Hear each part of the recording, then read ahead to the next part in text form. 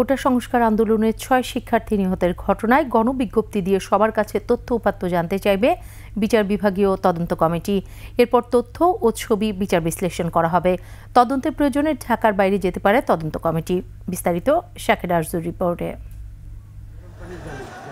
কোটা আন্দোলনে 6 শিক্ষার্থীর নিহতের ঘটনা তদন্তে দুপুরে সুপ্রিম কোর্টের অডিটোরিয়ামে বসে বিচার বিভাগীয় তদন্ত কমিটির প্রথম বৈঠক। যোগ দেন কমিটির প্রধান বিচারপতি খন্দকার দিলিরুজ্জামান। এছাড়াও মন্ত্রিপরিষদ সচিব মাহমুদুল হোসেন খান, অতিরিক্ত সচিব জাহিদা পারভিন, উপসচিব তানভীর আহমেদ ও হাইকোর্টের রেজিস্ট্রার মশিউর রহমান।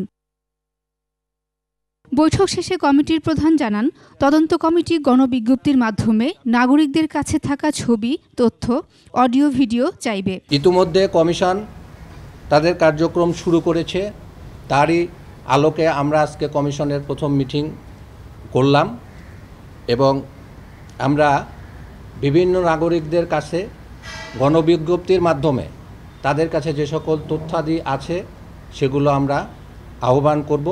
সেটা কি পদ্ধতিতে হবে সেটা আপনারা গণবিজ্ঞপ্তির মাধ্যমে জানতে পারবেন।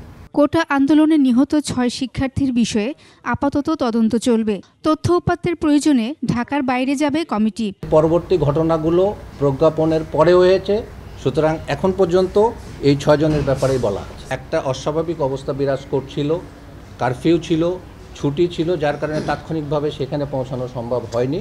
আমরা চেষ্টা করব সকল ঘটনার সুষ্ঠু তদন্ত করবার জন্য। আমাকে যে দায়িত্ব দেওয়া হয়েছে সেই দায়িত্ব আমি সম্পূর্ণ সততা, নিষ্ঠতা এবং স্বচ্ছতার মধ্য দিয়ে আমি পালন করার চেষ্টা করব। তদন্ত কমিটি নির্ধারিত সময়ই প্রতিবেদন দিতে পারবে বলে আশা প্রকাশ করেন তিনি।